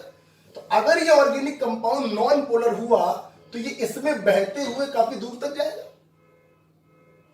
तो ये सॉल्वेंट तुमने क्या लिया है? Non polar. और अगर ये ऑर्गेनिक कंपाउंड पोलर हुआ तो उसमें बहते हुए दूर नहीं जाएगा, कम जाएगा। तो क्या मैं ये नहीं कह सकता हूं कि ऑर्गेनिक ये जो सॉल्वेंट है अगर ये नॉन पोलर है तो रिटार्डेशन फैक्टर ऑर्गेनिक कंपाउंड का जितना ज्यादा उसकी पोलैरिटी उतनी कम। कह सकता हूं यस। इसी के ऊपर एक क्वेश्चन है, मैं बाद में कराऊंगा, पहले सोचो एक बार, फिर से सोच लो कि हमने ऑर्गेनिक सॉल्वेंट जो लिया है मूव कराने के लिए वो नॉन पोलर लिया है, तो रिटार्डेशन फैक्टर जितना ज्यादा मतलब ऑर्गेनिक कंपाउंड ने डिस्टेंस ट्रेवल करी उतनी ज्यादा, और डिस्टेंस ट्रेवल करेगा ज्यादा कब? जब उसका डिसोल्यूशन उसमें ज्यादा होगा, जब उसका नॉन पोलर नेचर ज्यादा होगा। तो आरएफ जितना ज्यादा नॉन पोलर नेचर उतना ज्यादा। अब जब सोचना, अब इसी चीज को मैं कॉलम क्रोमेटोग्राफी से कंपेयर करूं। सोचो, मैंने दो ऑर्गेनिक कंपाउंड दिए ए और बी, ठीक। ए का रिटार्डेशन फैक्टर है 0.5, बी का रिटार्डेशन फैक्टर है 0.8। तो मैंने आपसे क्वेश्चन ये पूछा, अगर ये दोनों को मैं कॉलम क्रोमेटोग्राफी में डालूं तो विच इज फर्स्ट इल्यूटेड, ये क्वेश्चन पूछा। फर्स्ट इल्यूटेड का मतलब कौन पहले मिलेगा, समझेंगे। ए का रिटार्डेशन फैक्टर 0.5 है, बी का रिटार्डेशन फैक्टर 0.8, मतलब बी ने डिस्टेंस ट्रेवल किया ज्यादा। डिस्टेंस ट्रेवल किया ज्यादा मतलब ये उस सॉल्वेंट में डिसॉल्व हुआ ज्यादा, डिसॉल्व हुआ ज्यादा मतलब नॉन पोलर नेचर ज्यादा। और आपको मालूम है जिसका नेचर होता है नॉन पोलर वो कॉलम क्रोमेटोग्राफी में नीचे मिलता है। तो सबसे पहले इल्यूटेड कौन होगा? नॉन पोलर वाला, जिसका रिटार्डेशन फैक्टर होगा ज्यादा। Got it? तो ये जो क्वेश्चन मैंने अभी समझाया मैं उसको कॉपी पे लिखवाना चाहूंगा, ये आपने लिख लिया होगा, ठीक है। क्वेश्चन आप लोग कहां लिखोगे? जो पेज हमने एक्स्ट्रा बता लगाने को, तो इसको हटा रहे हैं।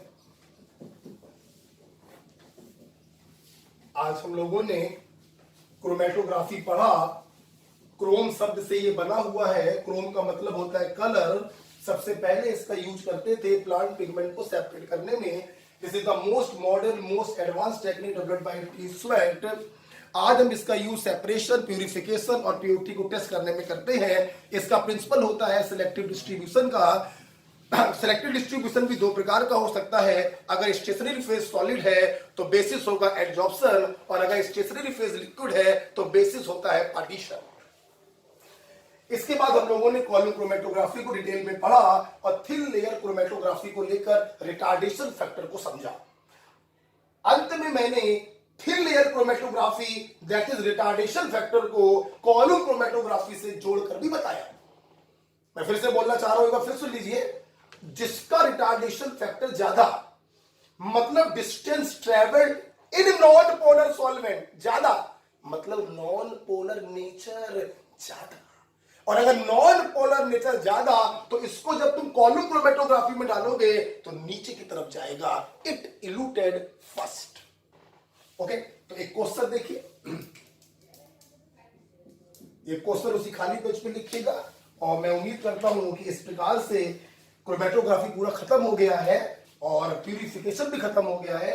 बस ये दो सवाल आप और कर लो, ठीक है। तो पहला सवाल मैं दे रहा हूं, पहला सवाल दे रहे हैं, लिखेंगे साथ में। The species that exhibit the highest retardation factor in a thin layer chromatography using a non-polar solvent। देखा, मैंने आपसे पहले कहा था यूजली नॉन पोलर लेते हैं। आप पोलर भी ले सकते हो, पोलर लोगे तो कहानी बदल जाएगी। अगर आप सॉल्वेंट ले लोगे पोलर तो ज्यादा ट्रेवल कौन करेगा? जिसका नेचर होगा पोलर, ठीक है। तो एक ही बात है। तो यूजली नॉन पोलर लेते हैं। And on silica gel plate, ये एडजॉर्बेंट है। थिन लेयर क्रोमेटोग्राफी भी एडजॉर्प्शन फिनोमेना पे होती है, और यहां पर भी एडजॉर्बेंट क्या होता है जो कॉलम क्रोमेटोग्राफी में होता है, सिलिका जेल इस। ऑप्शन जरा देखिएगा,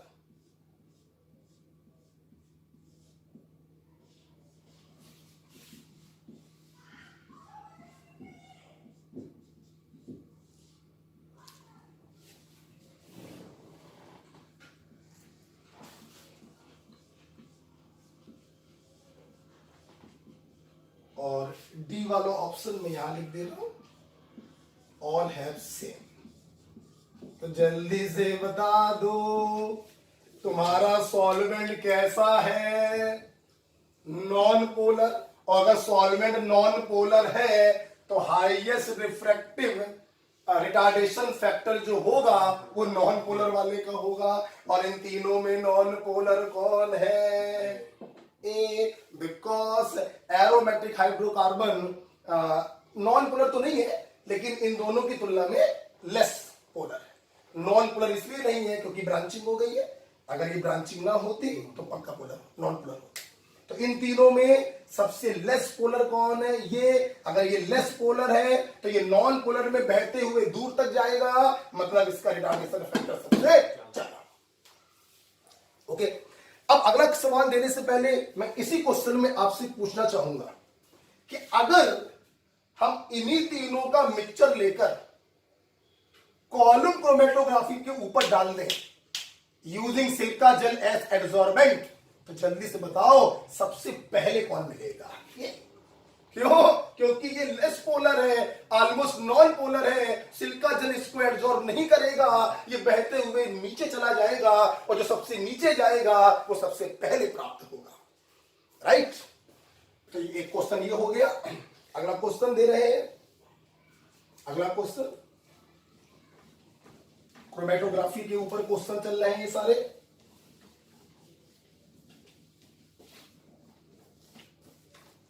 अगला क्वेश्चन है, देखिएगा, retardation factor value of compound A and B in thin layer chromatography are 0.65 and 0.42 respectively. उम्मीद करते हैं कि मुझे अब सवाल भी देने की आवश्यकता नहीं है, आप सब कुछ समझ गए होंगे, बाद में बोलेंगे सवाल। इतना ही देख के बताओ, जिसका रिटार्डेशन फैक्टर ज्यादा वो नॉन पोलर सॉल्वेंट में बहते हुए ऊपर तक गया होगा ज्यादा, इसका नॉन पोलर नेचर होगा ज्यादा। अगर इसी को हम कॉलम क्रोमेटोग्राफी में डालें तो सिलिका जेल तो पोलर होता है और ये नॉन पोलर है, ये बहते हुए आएगा नीचे, क्योंकि ये वीकली अट्रैक्ट होगा, तो it is eluted first. Question कुछ भी पूछ ले, हमने सब कुछ आपको एक्सप्लेन कर दिया है, अब क्वेश्चन पूरा कर दे रहे हैं। तो respectively full stop, which of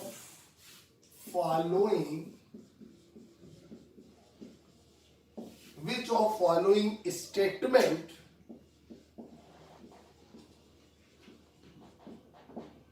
is correct when same mixture is separated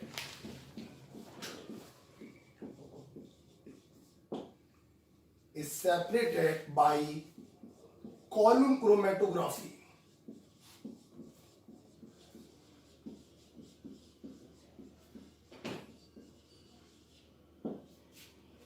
using same solvent।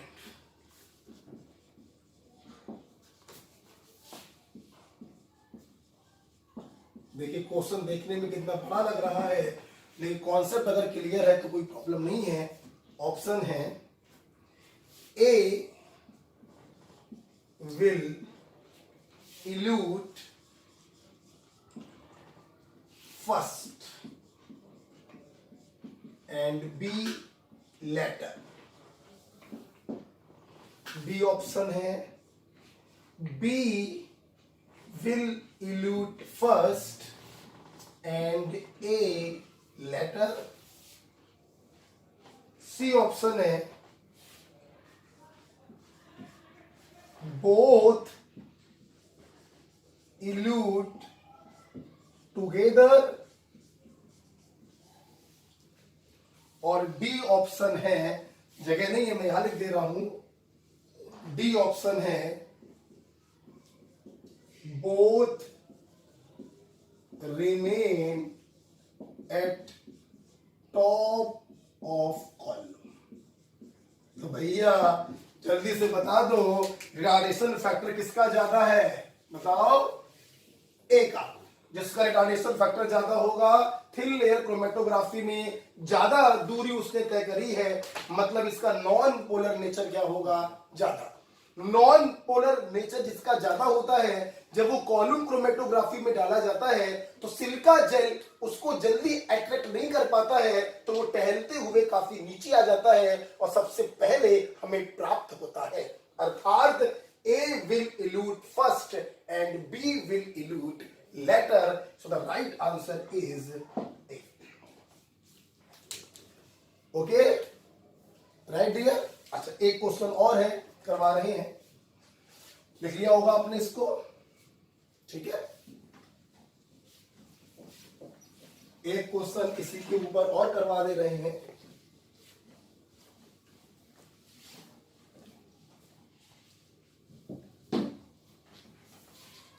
याद रखिएगा, कोई भी क्वेश्चन आप मुझसे पूछ सकते हो मेरे व्हाट्सएप नंबर पर।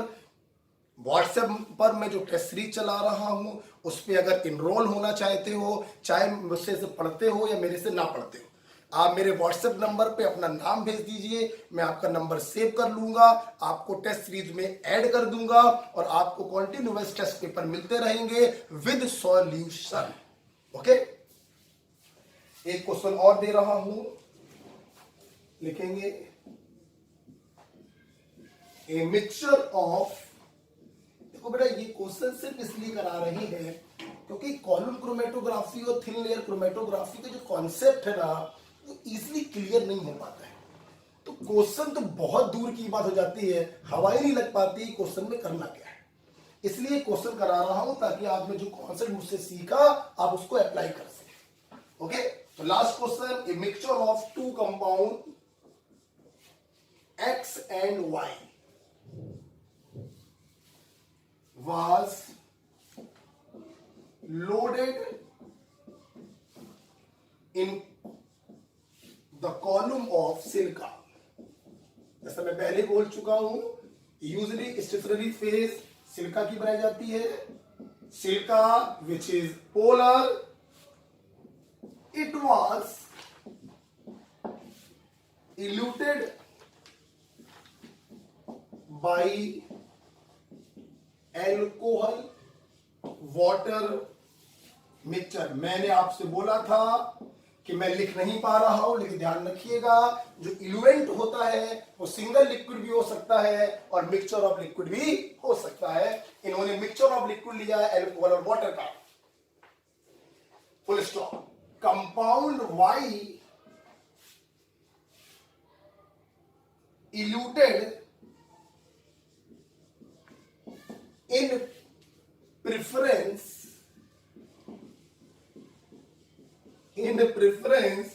to compound X। हुजूर, उम्मीद करते हैं मुझे ऑप्शन भी लिखने की आवश्यकता नहीं है, आपको समझ में आ गया होगा। अगर Y वाला आपको पहले प्राप्त हो रहा है तो Y का नेचर क्या होगा, लेस पोलर या non polar. Means Y is weakly attracted and X is strongly attracted। Okay, तो ऑप्शन है आपके, ऑप्शन में दे रहा हूं, Y is adsorbed weakly। दूसरा ऑप्शन है X is adsorbed strongly। तीसरा ऑप्शन है बोथ एड्सॉर्ब इक्वली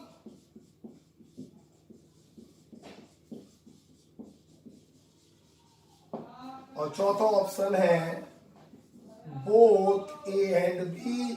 तो उम्मीद करते हैं आप समझ गए होंगे both A and B. So this is all about the chapter purification. इसको आप बढ़िया से अच्छे से रिवाइज करिएगा और नेक्स्ट वीडियो मैं आपको ऊपर मैं बनाऊंगा या 2 मिनट में आपके लूंगा। नेक्स्ट वीडियो मैं बनाऊंगा एक छोटा सा टॉपिक है डिटर्जेंट और ऑक्टेन नंबर। आप सोच रहे होंगे कि सर आप इन छोटे छोटे चैप्टरों को क्यों ले रहे हो। बेटा सुनो, मैं पढ़ाना चाहता हूं पी ब्लॉक के छूटे हुए चैप्टर। अब पी ब्लॉक की जो सीट है वो कोचिंग में रखिए, बच्चों को डिस्ट्रीब्यूट ही नहीं हो पाई, तो किसी भी बच्चे के पास इनऑर्गेनिक पार्ट 2 का सीट नहीं। जब ये वीडियो आपके पास आएगा तो इस वीडियो के नीचे एक लिंक होगा, उस लिंक से आप इनऑर्गेनिक पार्ट 2 की सीट को डाउनलोड कर लीजिएगा।